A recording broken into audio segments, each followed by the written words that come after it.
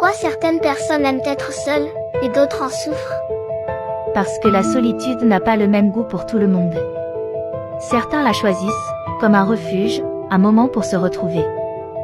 D'autres la subissent, comme un vide, une absence trop lourde à porter. Mais comment on peut aimer être seul? Être seul, ce n'est pas forcément être triste. Certains trouvent dans la solitude une paix profonde, un espace où ils peuvent rêver, créer, réfléchir sans distraction. Ils se sentent libres. Et ceux qui en souffrent, pourquoi ça leur fait mal? Parce que pour eux, la solitude ressemble à une porte fermée.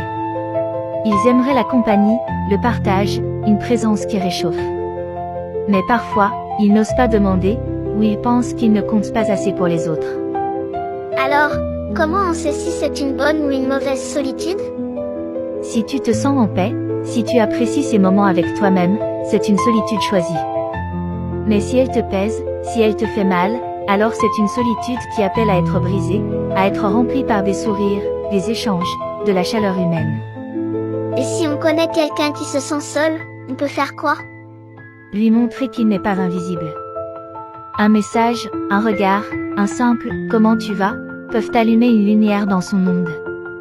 Parfois, il suffit d'une main tendue pour transformer une solitude subie en un moment partagé. Alors, on peut être seul sans être triste? Oui.